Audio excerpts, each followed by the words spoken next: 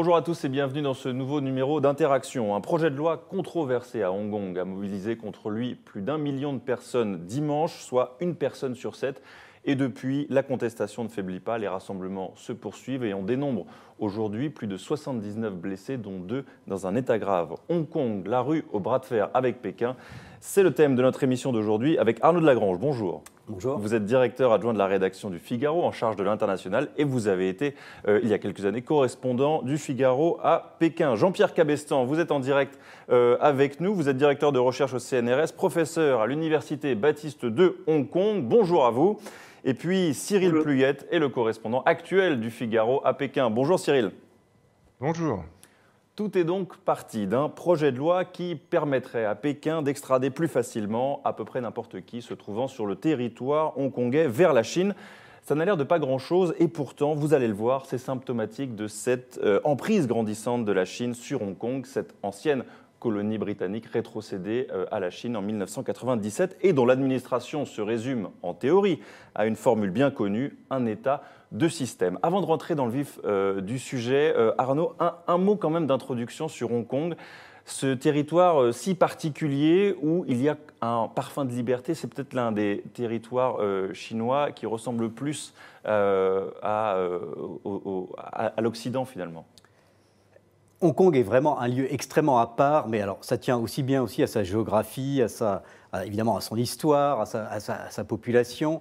Et je suis retombé hier sur des pages de Joseph Kessel quand il était allé à Hong Kong et qui dit cette île, c'est une île comme tant d'autres, sauf à quoi tient son aspect, son destin prodigieux. Il y a un destin prodigieux à Hong Kong qui est en train, évidemment, à l'évidence, de changer. C'est vrai que quand on est comme correspondant, par exemple, à Pékin pendant quelques années, et Cyril Pluyette pourra le confirmer, aller à Hong Kong, c'est une bouffée d'air frais, une bouffée d'oxygène, parce qu'en fait, c'est la Chine que vous aimez, la Chine qui peut être celle de Shanghai, de Chongqing, de tas d'autres régions, plus l'état de droit. Donc, mais alors, cette exception démocratique aujourd'hui est en train de changer, mais c'est vrai que quand vous arrivez à Hong Kong, vous pouvez parler, par exemple, à des politiciens. Parce qu'en Chine continentale, moi j'ai passé 5 ans à Pékin, vous ne parlez jamais à un politique. Jamais, jamais, jamais. Donc les gens que vous pouvez interviewer pour essayer de comprendre la sphère politique, ce sont des gens qui travaillent dans les think tanks, qui sont dans des deuxième ou troisième cercles. Donc à Pékin, à Hong Kong, vous envoyez un email ou vous passez un coup de téléphone, plus c'est à l'anglo-saxonne, les gens vous répondent et vous disent passez cet après-midi ou demain matin. Donc ça, c'est assez formidable. Alors, vous avez dit en effet que c'est un pays de système. Aujourd'hui, malheureusement, certains disent c'est plutôt un pays, un système et demi. Un système et demi, parce que les choses sont en train d'être grignotées petit à petit. Et ce qui est fascinant, mais Jean-Pierre Cabestan dira ça mieux que moi, il connaît mieux tout ça, c'est de voir que les Hongkongais se font grignoter petit à petit, c'est un peu le sens de l'histoire, mais dans les quelques moments où tout à coup les choses deviennent graves et sont menacées, ils descendent dans la rue, ils manifestent, ils protestent. On le rappelle, plus d'1 million de personnes dans les rues dimanche. C'était du jamais vu à Hong Kong, Jean-Pierre Cabestan. Et hier, certains protestataires ont même lancé des projectiles, des pavés sur les forces de l'ordre. Est-ce que, pour vous, on assiste à un durcissement de cette contestation ? Oui, je pense que la jeunesse hongkongaise est véritablement en colère et très mobilisée contre ce projet de loi. Alors, ce projet de loi, c'est un peu la goutte d'eau qui fait déborder le vase, si vous voulez. Et c'est la manifestation de dimanche dernier l'a bien montré. 1 million de personnes, c'est jamais vu depuis le massacre de Tiananmen et les manifestations qui s'en sont suivies à Hong Kong après le 4 juin 1989. Là, c'était vraiment tout le monde qui était dans la rue, un Hongkongais sur 7, c'est énorme, dimanche dernier. Alors mercredi, c'est-à-dire hier, il y a eu une manifestation beaucoup plus militante, qui exprimait beaucoup plus la colère, surtout de la colère de la jeunesse par rapport à une attitude du gouvernement de Hong Kong, et particulièrement du chef de l'exécutif Carrie Lam, qui est une attitude autiste. Ils n'écoutent pas. Ils n'ont pas l'impression on a l'impression qu'ils n'ont pas du tout pris en compte cette manifestation d'1 million de personnes dans les rues de Hong Kong dimanche, et qu'ils veulent maintenir coûte que coûte ce projet et surtout le faire passer dans les plus brefs délais. On va l'écouter justement bientôt, Carrie Lam. Avant cela, quelques commentaires. Déjà, pour vous dire que l'émission est interactive, n'hésitez pas sur lefigaro.fr, sur Facebook, à donner vos commentaires et à poser vos questions. Un internaute nous dit quelque chose que vous venez de rappeler, Arnaud. Les Hongkongais déchantent après les promesses du « un pays, deux systèmes » que Pékin démonte petit à petit. Et écoutons maintenant justement Carrie Lam, la chef de l'exécutif qui est pro-Pékin et qui jure que ce projet de loi était de son initiative propre et absolument pas piloté par Pékin. This bill is not about mainland alone. This bill is not initiated by the Central People's Government. I have not received any instruction or mandate from Beijing to do this bill. Jean-Pierre Cabestan, à quel point vous croyez sur parole Carrie Lam lorsqu'elle dit ne pas avoir reçu de directive de Pékin? Alors, on n'a pas les moyens de le prouver. Ce qui est certain, c'est que Pékin a très vite... D'abord, elle n'a pas pu rendre public ce projet sans l'aval de Pékin, c'est-à-dire qu'elle a consulté Pékin, qui a approuvé l'idée, et qui surtout depuis que Pékin a approuvé l'idée, l'a soutenu mordicus. Pékin est à 100% derrière ce projet et voudrait que Carrie Lam le fasse adopter le plus rapidement possible. Et ça parce que Pékin a à l'esprit un autre projet qui est encore plus, je dirais, liberticide, potentiellement, c'est le projet de loi de sécurité nationale que Pékin voudrait convaincre Carrie Lam d'adopter avant la fin de son premier mandat, c'est-à-dire avant 2022. Donc derrière ce projet, il y a une volonté de Pékin d'aller encore plus loin dans la mise sous tutelle politique de Hong Kong. Et Martine nous pose déjà une question, on y revient dans quelques secondes. Mais en tout cas, c'est avec vos explications, Jean-Pierre Cabestan, qu'il faut entendre les déclarations du porte-parole du ministère des Affaires étrangères chinois à la suite des manifestations de dimanche. Écoutez. 第一，中央政府将继续坚定支持香港特区政府推进修订两个条例的工作。第二，我们坚决反对任何外部势力干预香港特区立法事务的错误言行。 Cyril Pluyet, vous êtes le correspondant du Figaro à Pékin. Comment vous interprétez cette déclaration? Le seul mot qu'on a l'envie de retenir, c'est le mot fermement, finalement.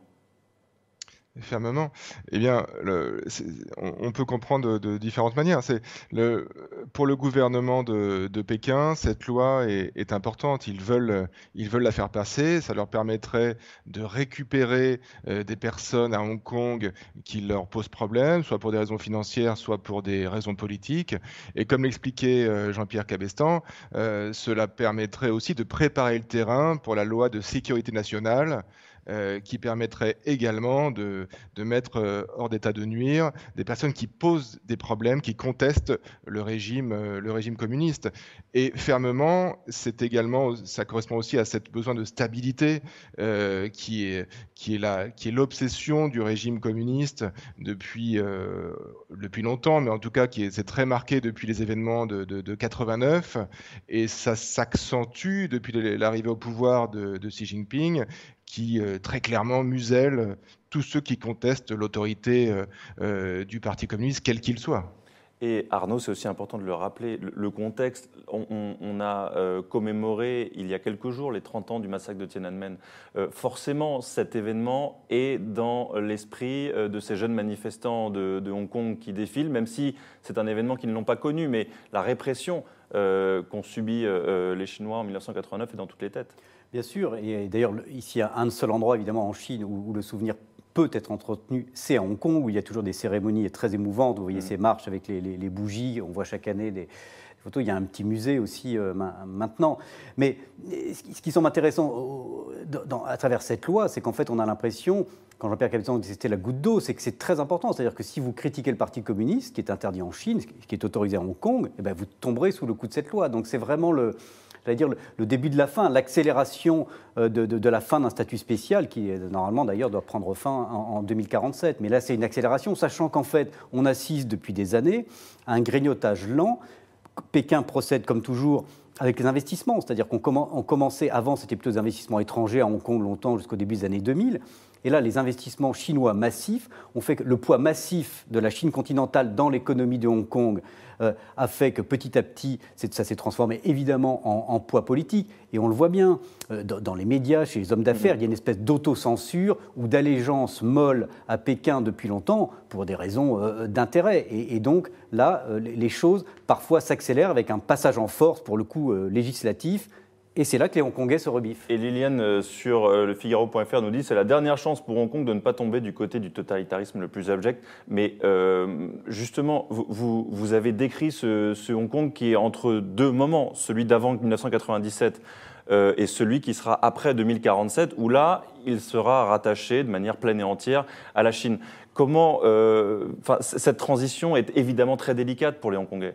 Elle est très très délicate, mais ce qu'on voit, ce qui est intéressant, c'est qu'il y a une identité hongkongaise. Ça, il faudra poser peut-être la question à Jean-Pierre Cobestan, qui lui vit à Hong Kong. Donc, mais j'ai vu qu'il y avait un sondage l'an dernier qui disait, quand on interrogeait les Hongkongais, ils étaient seulement l'année dernière 18% à se dire fiers d'être chinois. Alors ça évolue. Au moment des Jeux Olympiques, je me souviens de 2008 quand je suis arrivé en Chine, comme il y avait cet effet un peu la Chine qui s'ouvre, la Chine Jeux Olympiques, ils étaient beaucoup plus. Mais là, il y a une vraie identité hongkongaise. J'ai croisé il n'y a pas longtemps encore des amis hongkongais à Paris. Quand vous leur dites, ils ne vous disent pas je suis chinois, ils disent je suis hongkongais. Donc il y a une vraie identité, et il y a, comme il y a une identité d'ailleurs taïwanaise, mais bon là évidemment on est encore dans une autre idée, mais on en reparlera peut-être après, il y a un lien quand même entre la question hongkongaise et la question taïwanaise, parce que Pékin doit faire attention, s'ils tapent trop fort sur Hong Kong, ils font peur à Taïwan, donc c'est aussi un équilibre à trouver. On le rappelle aussi, Hong Kong donc, a été rétrocédé en 1997, et ce statut spécial qui est le sien durera jusqu'en 2047. Jean-Pierre Cobestan, on comprend que Pékin essaie d'accélérer le processus, disons-le comme cela. Comment s'organise cette ingérence grandissante de Pékin dans les affaires hongkongaises ? De diverses manières. Cette ingérence s'est accélérée depuis 2016, justement après le mouvement des parapluies. D'abord, je dirais qu'il y a un bureau de liaison de Pékin qui est en place depuis 1997 et qui sert d'interface entre le gouvernement central et le gouvernement de Hong Kong. Et ce bureau de liaison joue un rôle de plus en plus évident, ouvert, et une espèce de gouvernement bis qui souffle derrière Carrie Lam ce qu'elle doit faire. Donc ça déjà, c'est un problème qui existe depuis longtemps, mais qui est devenu beaucoup plus manifeste ces derniers temps. Et puis, vous avez eu d'autres restrictions qui ont été imposées par Pékin, notamment à l'entrée dans le territoire de Hong Kong. Vous savez que beaucoup de gens sont persona non grata à Hong Kong. Il y a une liste noire, les activistes, les militants du Falun Gong, les anciens victimes du massacre, de la répression après Tiananmen. Et alors, plus récemment, en 2016, Pékin a commencé à demander aux autorités de Hong Kong de filtrer les candidatures aux postes d'élection, aux élections législatives et locales. Donc, vous avez un certain nombre de localistes,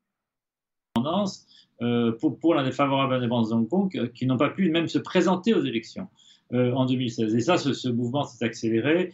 Et donc, il y a eu une accumulation de limitations des libertés, notamment l'enlèvement des libraires à partir de 2015-2016, l'enlèvement d'un homme d'affaires assez connu, Xiao Hua, en 2016 également. Donc, il y a eu une accumulation de limitations aux libertés et à l'autonomie de Hong Kong qui ont progressivement mobilisé la société contre le gouvernement et finalement accru le niveau de défiance, si vous voulez, à l'égard du gouvernement de Pékin, mais aussi effrité très largement la légitimité des autorités hongkongaises, notamment de Carrie Lam, mais aussi, il faut le rappeler, qui n'est pas élue, puisqu'elle est faussement élue, elle est élue par un comité électoral contrôlé par Pékin, et puis aussi du Parlement, qui est seulement à moitié élu, l'autre moitié étant élu par des collèges professionnels qui sont largement, pour la plupart, largement acquis à Pékin également. Donc, Jean-Pierre Cobestan, vous avez évoqué le problème effectivement des éditeurs et des libraires. C'est un exemple intéressant, je voulais qu'on s'y attarde juste quelques secondes de plus avec justement un libraire à Hong Kong qui témoignait et qui était d'ailleurs très critique envers ce projet de loi. Before the extradition law, they are already capturing people or abducting people from Hong Kong and bring them back to China. And that is already a very difficult question, a problem for us. For example, there are booksellers and publishers who are arrested or kidnapped and bring back to China. And that really affect our freedom of expression. Cyril Pouliot, je vous donne la parole sur cette question parce que vous venez d'écrire déjà un article sur la question qui montre bien la dangerosité de ce métier qui n'est pas du tout un métier comme les autres en Chine et à Hong Kong. Il faut rappeler cette histoire hallucinante. Je pense que nos auditeurs l'ont sans doute déjà lu, mais il faut quand même la rappeler. C'était en 2015, 5 libraires qui appartenaient à une maison d'édition qui publiait des ragots sur les dirigeants communistes, qui ont purement et simplement disparu, et pour réapparaître quelques mois plus tard en Chine continentale, qui ont fait des aveux télévisés, des aveux entre guillemets télévisés pour confesser leurs fautes. Et ça, c'est quelque chose qui a vraiment créé la peur chez les Hongkongais. Il y a vraiment eu un avant cet épisode-là. Et donc, ça correspond, cet épisode, il est un moment de basculement dans une tentative de Pékin de petit à petit étouffer le secteur de l'édition indépendante en faisant pression sur tous les échelons de la chaîne. Cette édition indépendante qui était réputée justement pour sortir des livres qui n'étaient pas simplement des livres de ragots, ça pouvait être aussi des livres très pointus et très intéressants sur l'histoire du régime communiste, ça pouvait être des mémoires d'anciens dirigeants communistes, et petit à petit, tout ce secteur est en train d'être étouffé parce qu'il y a des pressions très très fortes notamment sur les imprimeurs, sur les éditeurs eux-mêmes bien sûr, sur les distributeurs, et puis très concrètement maintenant la distribution est contrôlée par une société qui est liée au bureau de liaison de Pékin. Donc il est de plus en plus dur de trouver ces ouvrages critiques du régime à Pékin alors qu'ils florissaient dans toute la ville auparavant. Merci beaucoup Cyril. Arnaud, vous pouvez vous aussi comparer ce verrou qui est mis sur les libertés, sur certaines activités comme celle de libraire, entre la période où vous étiez correspondant et ce que vous observez aujourd'hui. Vous avez l'impression que les choses empirent ? Oui, très clairement, il y a d'une manière générale en Chine un raidissement là, sous l'ère Xi Jinping qui est quand même assez clair, et je pense que même les journalistes, et Cyril doit le ressentir. Je ne dis pas que nous étions dans un espace de liberté totale quand j'y étais, il y avait des sujets qui étaient compliqués, mais c'était plus facile aujourd'hui, donc il y a un raidissement, et il y a forcément un raidissement vis-à-vis de Hong Kong, et on le voit a fortiori depuis le mouvement des parapluies, comme l'a rappelé Jean-Pierre, donc c'est très très clair là-dessus. Ce que je voulais dire aussi, c'est que sur l'histoire entre Hong Kong et la Chine, ce qui est intéressant de voir aussi aujourd'hui, je ne sais pas si on l'a évoqué, c'est que les milieux d'affaires qui sont traditionnellement plutôt acquis à Pékin pour des raisons d'intérêt économique, et ben là, ne sont pas du tout contents de cette loi parce qu'ils peuvent, d'abord, ça crée un climat de méfiance pour les investissements, et deuxièmement, ils se disent qu'ils peuvent du jour au lendemain, eux aussi, être accusés de corruption, être emmenés en Chine et disparaître dans un trou noir pendant quelques années. Voilà.